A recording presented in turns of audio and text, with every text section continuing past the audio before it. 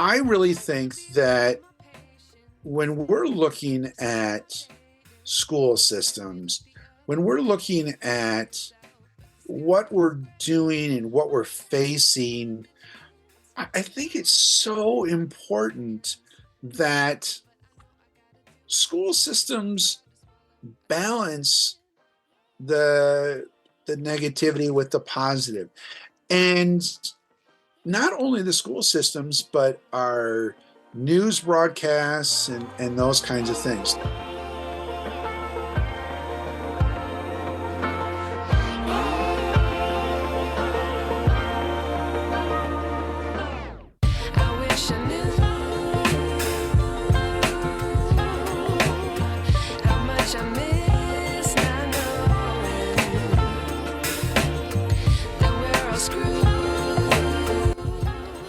A few years ago, I started writing a fictitious story based on my time as an educator. It is called Taught, and the story was partially inspired out of anger and frustration fueled by burnout. Okay, actually it was more than partially inspired by anger and frustration. But Taught has also become a vehicle for me to tell what I thought at the time, and in some ways continue to think, was and is the real story of teaching. I now realize that my perspective is not everyone's perspective, but there are some pieces of Taught that resonated with many educators. This podcast is an extension of that story, and I, a former teacher, will interview other educators asking them to share how they really feel about the current state of education. Why are so many teachers burn out? Why are so many, like me, leaving the field? We likely won't solve any problems or come up with any solutions, but we can create a community of voices that maybe begin the conversation around how educators can take back teaching. I'm Melissa LaFour. Welcome to Taught, the podcast.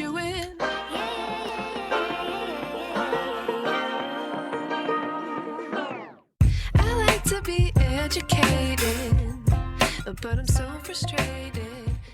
Viewer warning. This episode discusses sensitive topics, including child abuse and molestation. Listener discretion is advised.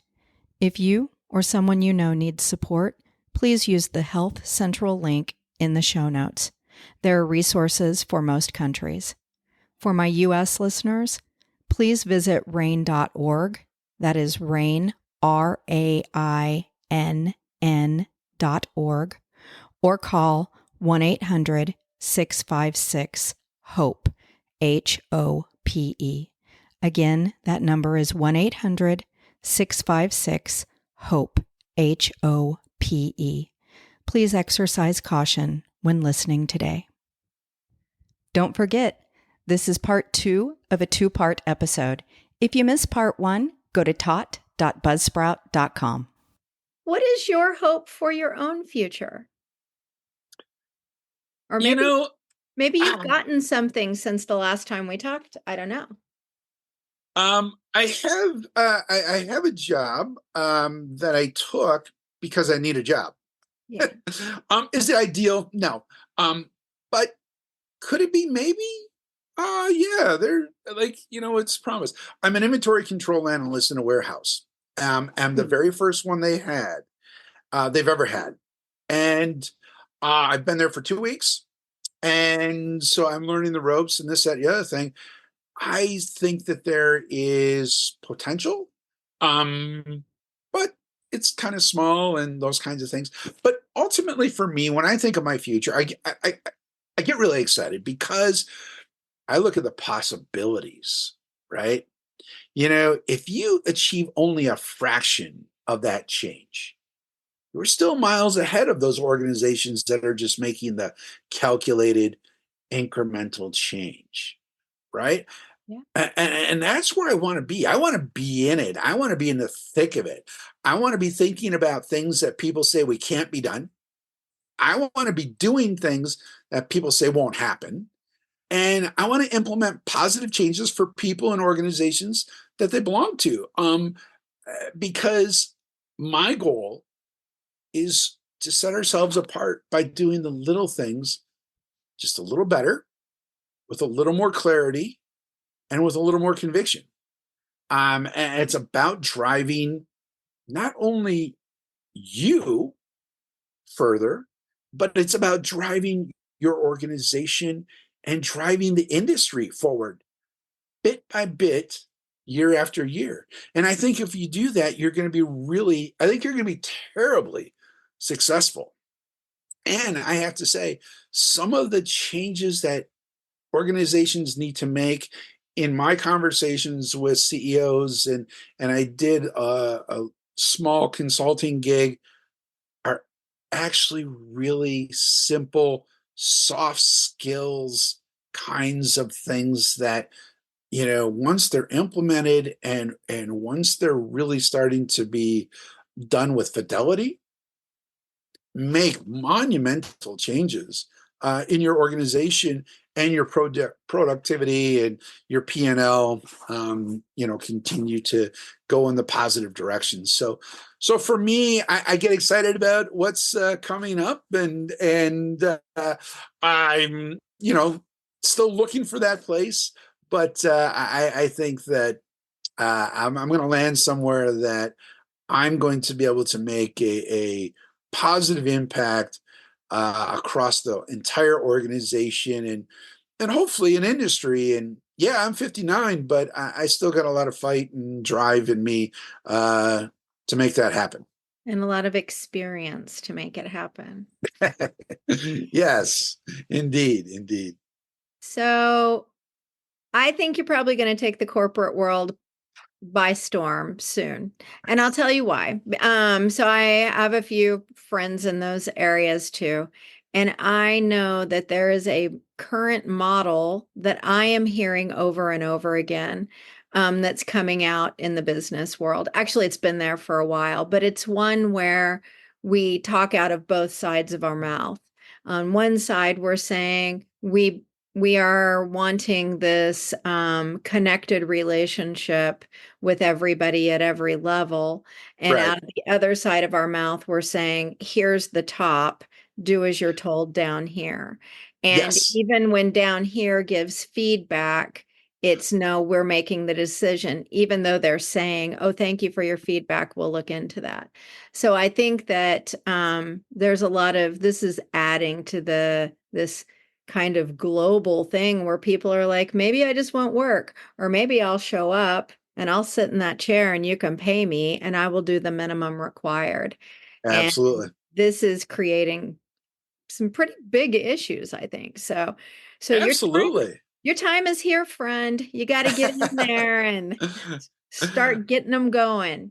Okay, so this is your magic wand moment. Oh, And okay. you don't get to use it for just anything either. So you only get to choose one thing.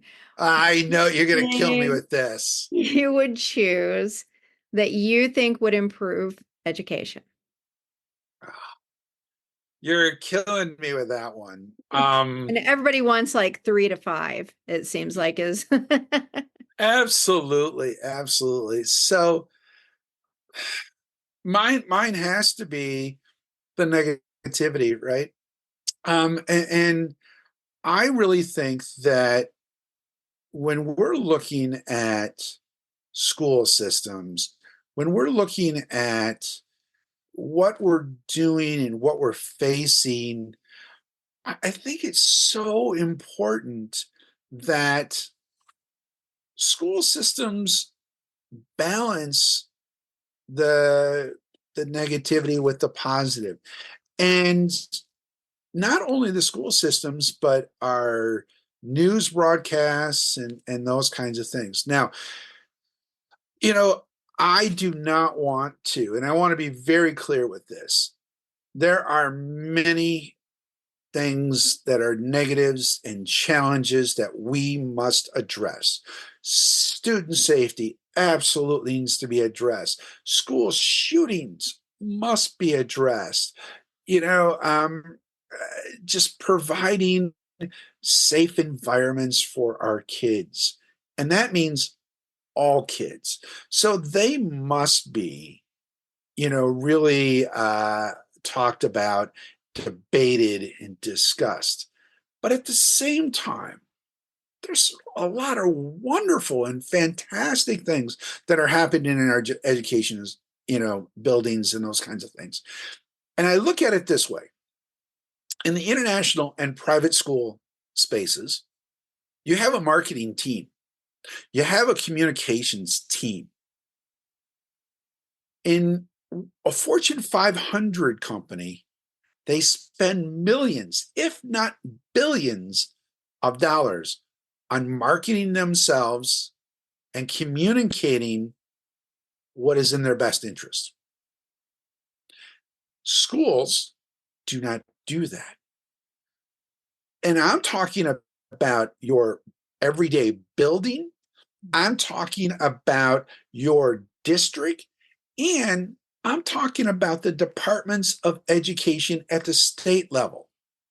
How many times do we hear from the Department of Education at the state level? We hear about it when there's a shooting in a school. We hear from somebody giving thoughts and prayers, to the families. Or budget. But, You or hear about the budgets. State Department for budget. Yeah. Absolutely. But what about, students that are doing just absolutely phenomenal things, right? What about the students that have achieved beyond what we would expect? What about a teacher who goes above and beyond? We all know in every building, there is at least one, if there is not five, that go above and beyond. What about those administrators that go above and beyond? And there's all these stories that never get shared. Now, I think the private schools do a little better job with that. They really communicate better within their community. International schools in our marketing, because we're international schools, we did a little broader than that. We did outside our community. So it wasn't just sending things out to our parents and then having the parents invite friends or that kind of thing. We actually reached out to the community as a whole and more broadly, and shared some of the good things that we were doing. And I just think of, like, in Birmingham, in the school I worked at, Pembroke, we would go every fall. We would have a day called the Great Rake. The whole entire elementary school would go out, and the school, I think it was the community service organizer, or liaison. They knew in the neighborhood of elderly people that were not going to probably get their lawns raked or whatever. And then they would go with them with the Council of Aging ahead of time and say, our Great Rake is on this day. Would you be interested in having kids come and rake your lawn for you and pick up twigs and all those kinds of things? Well, obviously this happened several years in a row. And so, we got a following, right? And next thing you know, there was a waiting list. We had a waiting list of people in the neighborhood that wanted the kids to come and rake their lawns for them. And so it was this fantastic program. Who knew about it? Nobody. No, nobody ever heard about it. Our parents were ecstatic. The neighborhood around our school was ecstatic. But nobody outside the community, nobody outside that community knew about it. Birmingham City, other elementary schools never even heard of it, didn't know about it. And this is what I'm saying is, we have plenty of stories to share like that. And if we had budgets, if we had the resources to have a true marketing team, to have a true communications team like industry does, Yeah. I think that we really could push back on the misinformation of the Tims and PISA reports, misinformation of, we're not doing well, and again, part of that is what's happening now, going back to my original mandate of what the schools really are there for. It's free education for the masses to provide basic academic skills, a healthy lifestyle, and to prepare kids to be productive and positive citizens. And when we look at what's happening now with the trades, trades are now starting to come back in the schools because we had that era of, college bound, right? Mhm. Everybody had to go to college. And now, we're seeing the era of that. And we're saying, trades are really important. And so, you know, again, it is this idea that some of these schools are doing fantastic internships. Alpena High School has an agreement with the power company up there, Alpena Power, that they will teach kids how to be linemen and starting in high school. And they start working with them and they start building apprenticeships and things like that. Do you know how much a lineman makes? I have no idea. A, a lineman is it's pretty close to six figures. I mean, they're like 80, 90, $100,000. And that's a well-paying job. That's a very respectable job. And you don't need a college degree. And but nobody hears about that. And there are schools across this country that are doing those kinds of things. And what we hear in the news and what we hear from schools and departments of education are about the shootings, about some of the social strife that's happening, and all those kinds of things. And so I think if I could change one thing, if I had the magic wand, I would give our public schools more resources for marketing and communications so that we could really actively combat the negative news that we hear, and some of the misinformation that is out there. Because right now that job is falling on our administrators, our teachers, Absolutely. and our PTOs, Yes. none of whom are equipped No. nobody has time to sit down and put out all the good things, right? I mean, because we're Right. working, we're doing the work. So I think that's a great one. I've not heard that one yet. I like it, Tim. Well, good. Yeah, I thought, that would be a little weird, and I thought that might be a little out there, and because I think, people are assuming if you could change one thing, you'd change, school safety, and God knows, I wish I could, but I really think that, part of the school safety could be answered by having people feel better about their schools. Think about it. If you have pride in your school and you're a student, and even if you're a struggling student, but there's a lot of good things happening and you're hearing a lot of good things about your school, you're going to have some pride in that school, right? But if you go home every day and you go home and you say it sucks, and then your parents say, yes, you're right, it does suck, and then read in the paper how much your grades are down and how much da da da da. Well, you kind of fall into that trap, and Yeah, it's a it's it's a a bit spiral. shameful. It's a bit Yeah, shameful to be associated with all of that. right, So I think this goes back to that community collective thing again. If your neighborhood school is being recognized for raking leaves and you're part of that community, you instantly feel pride and you want right, to share that with others. If your neighborhood school has had an attempted school shooting, you feel the shame and the fear. So I really think you should take this act on the road right here, sir, because this is a game changer and it's something I sit and ponder this stuff all the time because I have nothing better to do, and think about my podcast. But this is something I had never even considered. And 100% just flooding our social media with positive things that are going on within the education system would change the collective mindset that people have about education. I believe that. Ooh, that's a good. right. And yeah, like, again, I want to be very clear on this. because I also think this is so important, and this is what sets America apart from other countries in many, many ways. We not only allow, but we encourage debate, discussion. We encourage disagreement.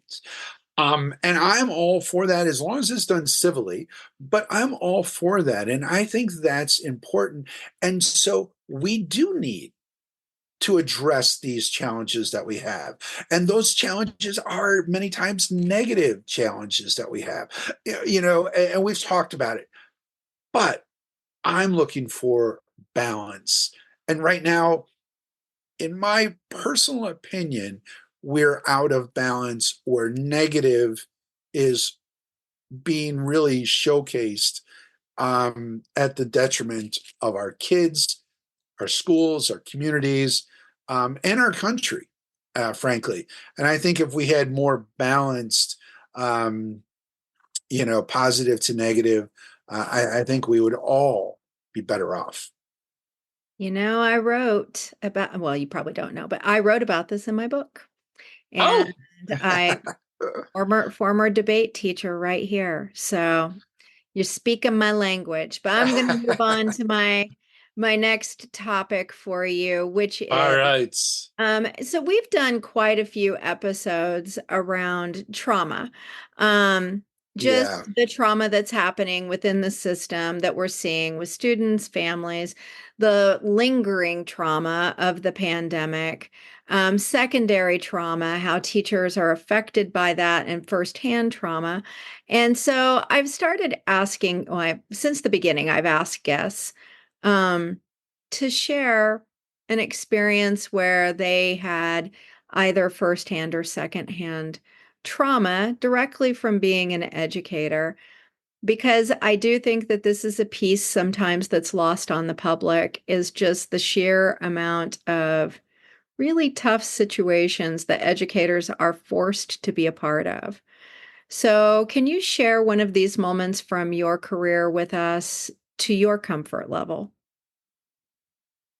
Yeah, I this is difficult for me because it has been more than 15 years and this one still haunts me.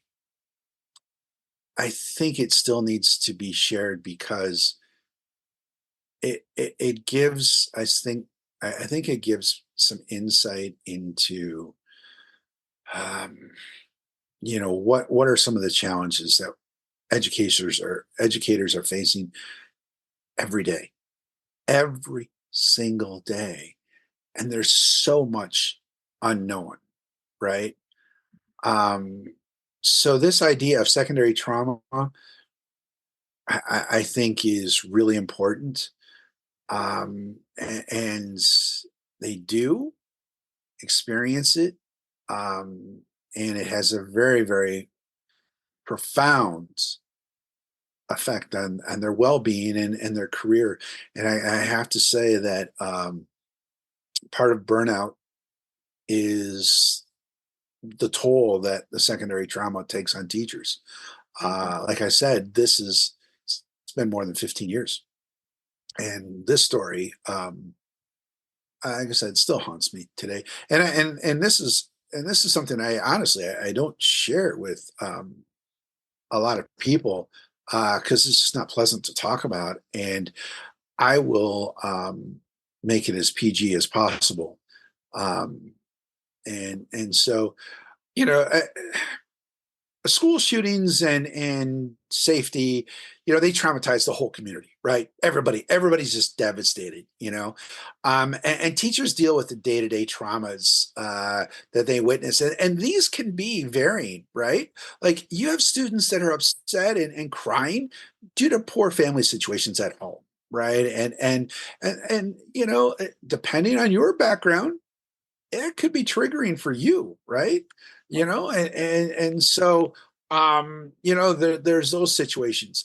Abuse at home, whether you're a witness or a victim, right? Like, so if there's abuse at home and you're coming in to try to study and something happened, or there was a police action at your house, that could be very traumatizing. And many times teachers, educators, administrators, support staff, if it's a police issue, this is probably not the first time that this has happened. And it can wear on you. And for kids, there's the devastating effect of divorce. So, you know, I hate to use the word simple, but a simple divorce can be devastating for kids. And when educators see kids that normally were not struggling, who suddenly struggling for some reason, your heart, just kind of was like, oh, what's going on? And then when you hear why, your heart just goes out to them. Um, but for me, and I have to believe that I speak for many educators, um, the one that just hurts the most is when kids are victims in their own houses. And this is a story that illustrates just some of the terrible burdens that some of the kids bring to school with them, and you don't know it. You just don't know it. And maybe over time it, you know, comes out, but then you start to think back, well, this is why it's impossible for them to sit down, be quiet, and concentrate on your work because they are just being devastated at home. So I had a third grader who was exhibiting some problematic behavior, and in the early grades, it started with swearing, kind of normal, things, and it progressed a little bit with physical aggression when he got upset and those kinds of things, and by second grade, there were some incidents of him getting upset and swearing, and then becoming physically aggressive. There were still those were happening, and then there was the inappropriate um, kicking and hitting boys in their private parts. We start going back through kindergarten, our notes through kindergarten through third grade now. And I kind of throw my hands up and I'm like, before this gets any worse, I said, we're going to the police. And I actually knew one of the police officers, detective, and I said, I'm going to call him. So I called him for advice and went to CPS, and CPS was like, you know, we're gonna we'll look into it, right? So they start looking into it, and um, it evolves pretty quickly. I will just say that it was finally discovered that this child was suffering horrific sexual abuse, physical abuse, mental abuse. And when protective services came to finally remove the child, they had to do it after school for whatever they were supposed to do it on a Saturday, and there was this whole like schedule. It was just a big mess, and they had to come to school to do it. Lo and behold, as it happened, the parents came that day to pick them up. Like one of two times ever they came to pick them up that day. Don't know if they knew something was going on or what, but they came to pick him up. And just as the CPS workers were walking him out the door, thankfully, we had our liaison officer there who was teaching a DARE class. He quickly called for backup. And, we immediately turned the kid around and brought him into school. But then the parents came up to the school saying, who are those two people with him? And all these kinds of things. And then it started to dawn on him when the CPS officers told him that he was going to live with another family, that he was going to be taken, like he wasn't going to see his parents. Like, yeah, all of a sudden, this started all, and the screams, just the screams, that those screams are I just can't shake that. Like being ripped from your family, and yet on the other side, watching these parents who have abused this kid in more ways than I thought humanly possible, watching them just collapse, watching them on their knees sobbing, and I was not prepared for that scene. And that haunts me today, to know that I was part of that. I was a participant in that. And ultimately, I caused that to happen. Now, I justify it with the idea that, this is the best thing for this kid. There's no doubt about that. This is the best thing for this kid. But to watch that scene, and to realize the bond that happens between children and parents and children, and how strong that bond is, even in the midst of terrific trauma and tragedy, is just simply amazing. And I know that I was not the only one that was affected deeply by this. Talking to others, and what we didn't do a good job of, what we really did not do a good job of, and I think we do a better job today, but we just missed the boat completely on it, was self-care. We did nothing for me. We did nothing for the teachers involved. We did nothing for,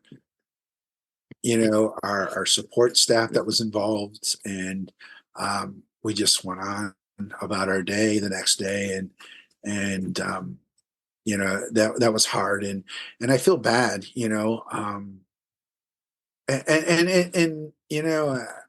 I share this story because that's just one. That's just one of the stories. Now that's the one that really, really got to me. There's always that one, and that's my one. And like I said, it's been more than 15 years, and it still gets to me. It very much gets to me, and I think about it, a fair amount. I think most of us have one. And I think you also hit on a really important piece of that, which is because for so long there were no systems in place to help with the processing of the kinds of horrific things. I mean, is it every year? No. Is Right. it, hundreds of students that go through your classroom? Maybe, but maybe not. Mhm. These incidences, while not happening every day of our careers, once is enough Yeah. to necessitate us needing some help processing what we've had to cope with.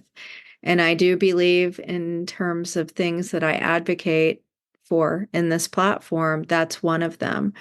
I mean, yes, we've talked about trauma and stress and burnout and self-care, but this piece is crucial for educators to have help processing some of the things that come their way, things that most of us would run 100 miles away to not have to experience. So I'm sorry that you had to experience that. And I appreciate for those other people out there who have experienced these things that you shared your story.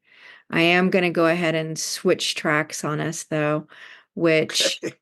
um I say it's a little bit of emotional whiplash because like I said,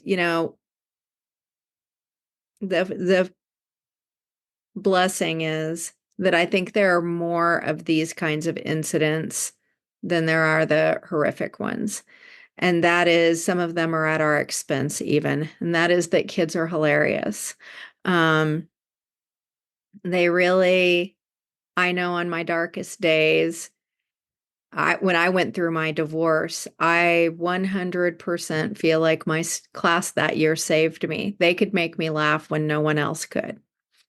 And so let's go in that direction now. What's one of your funniest moments as an educator? Oh my God. One funny moment? Oh, Yeah, you got to oh, pick a good one. oh, pick a good one. Oh, so, I was I was very, very active in my schools. I really tried to get in the classrooms a lot, and I like to have a lot of fun with the kids and do a lot of different things. So they always made me laugh. And honestly, that was my therapy.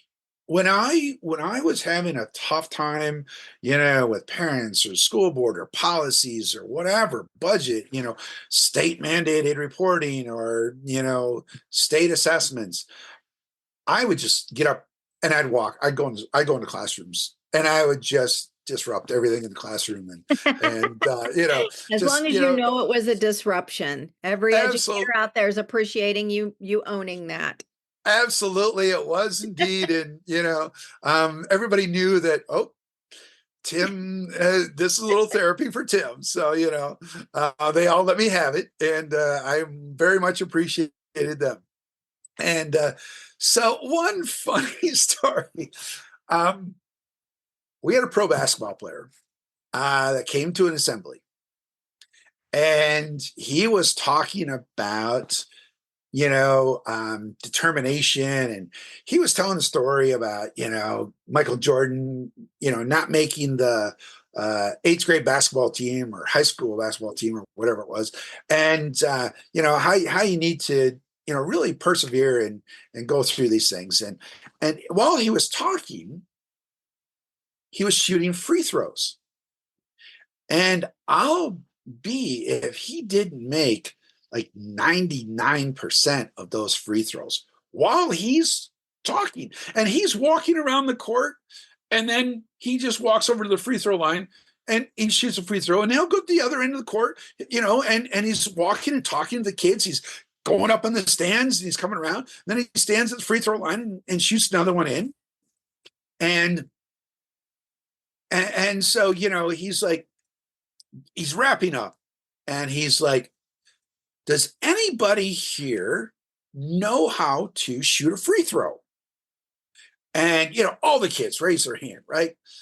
And there is this child who has Down syndrome, and he is just a basketball, he loves basketball. He just, and he was standing up, he was cheering, and he, like, and so the basketball player, knew that he was really excited and this, that, and the other thing.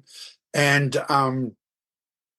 so he said, how about you and I, he pulled him out of all the kids, he pulled this kid out. He goes, how about you and I have a free throw contest, right?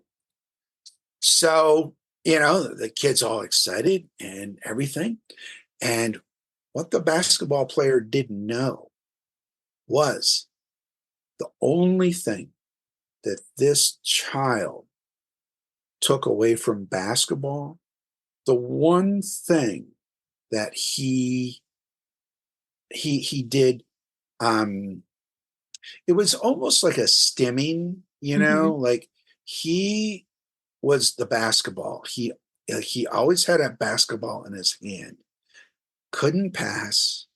He really couldn't dribble. He dribbled off his foot more than he did anything else, right? But the one thing he could do shoot a free throw. This kid probably shot thousands of free throws in a week because he would come before school. His parents would drop him off before school. Our rule was, if there's an adult with you, you may shoot free throws. So he would stay after school. And at lunch, we had our cafeteria in the gym. But after lunch was over, we'd clear, and we always had 5 minutes maybe. He would come in and shoot free throws. He shot free throws. And the best part about this is, because he shot free throws, like I said, he couldn't pass. He could not dribble, like literally could not dribble anything. For whatever reason, he made almost 100% of his free throws. So you've got this NBA guy, you got this NBA star, and he's like, he throws a first one up and it's a brick, right? Because he knows the kid's going to miss, right? And so the child is all excited, and everybody in the school knows what's going on except for this basketball player. And this guy has because they're all starting to chant. They're all starting because they know what's going to happen. So the poor child, he picks up the ball. First thing he does is he goes to dribble the ball. And he gets about 2 to 3 dribbles in, and it goes off his foot, right? Like normal, So he goes and gets another ball. So he goes up to the line now, and he does his 3 bounce routine, sets, all net.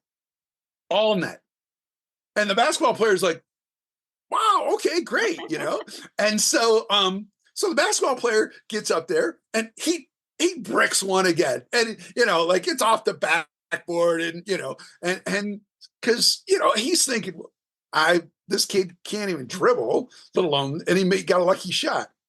So as we're going along, you can see that the basketball player is like, now he makes one, and, our student makes one, and then he makes another, and like, they're now going back, and you can start to see that the basketball player is like trying to figure out like what, and our student body is going nuts. They're just jumping up and down and everything. And so the basketball player, he's like, to his credit, I give this guy all the credit in the world. He's like, well, this was going to be to 10, but do you want to keep going? And they're like, yeah. And the student was like, yeah, of course, he's so excited. They just kept going. And believe it or not, the student beat the NBA player by 1 basket. And I asked the NBA player later, I said, this was getting long. I said, did you throw that one? He goes, no, I missed it. He goes, your kid beat me. He goes, now your kid is the only kid that ever has beat me in free throws because I own the free throw line. Here this kid is, Down syndrome and all those kinds of things, and he beat an NBA basketball player in a free throw contest. And so, so I don't know if that's funny, charming, heartwarming, or what, but all of the above. The look on the basketball player's face, and our student body and teachers and everybody. And then they got their picture in the paper. We talked about, how he beat them and, all this kind of stuff. And again, to the basketball player's credit, in the paper, he did say he legitimately beat me. Oh. So, yeah. So, that's my funny or heartwarming story. I love it. I love it. Is there anything else that you would like to share before we end this? Yeah, there is actually. I want a message to the teachers, a message to the educators, a message to those administrators that are feeling caught in the middle. My message to them is, if you're staying in the fight, kudos to you. You have all of my respect, and I think that's an admirable thing to do. And I wish you the best of luck. And I just cannot say enough about what you're doing for kids. And despite all the distractions outside of your classroom, your office, in the community, keep doing the great work that you're doing.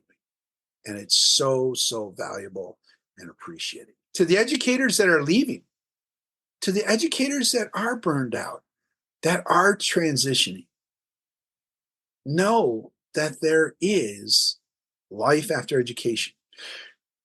You're not just a teacher. You're not just an administrator or support staff or central office, or you're not just a superintendent.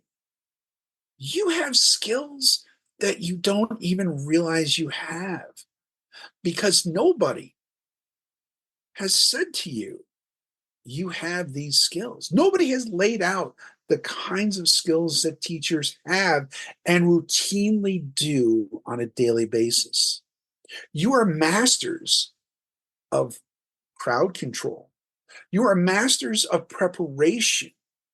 You are masters of taking the complex and making it simple. So, for those of you that are leaving, please understand, you're not quitting. You're moving on. You're going on to something different, and you will find your fire again. You will find your passion again. And you may feel burnt out. You may feel beat up. You may feel just really disheartened. Okay. Those are legitimate emotions to feel, and that's okay, because you have a ton to offer. Like I said, industry should be.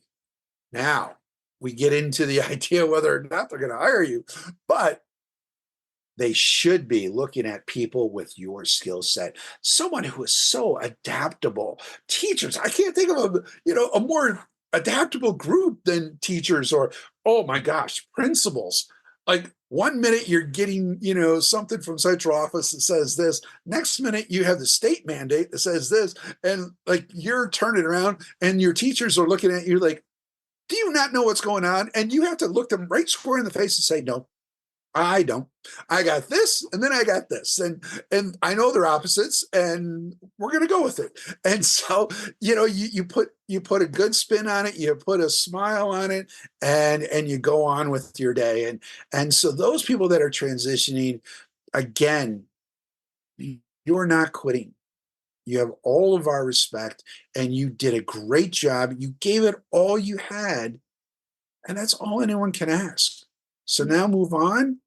And, I know this is kind of cliche, but walk out the door with your head held high. You did everything you could. And now it's time to transition into your next adventure where you're going to be a star, just like you were in school. And you can come on my podcast. There you go. Absolutely. Well, Tim, thank you so much for agreeing to come on my podcast. It has been my pleasure to have you. I wish I knew.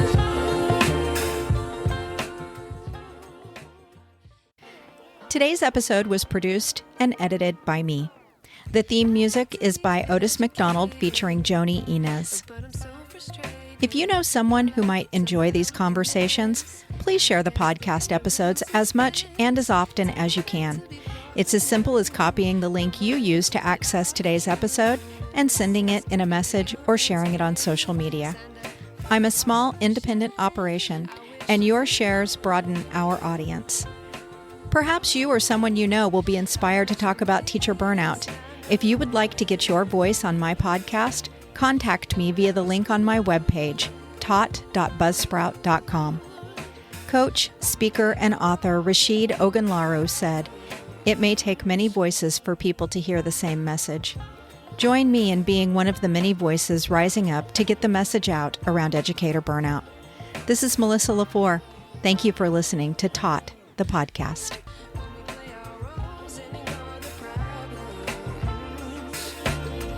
I wish I knew. I have an important reminder/disclaimer to share. The views, thoughts, and opinions expressed by the hosts and guests on this podcast are their own and do not necessarily reflect the official policy or position of any other agency, organization, employer, or company.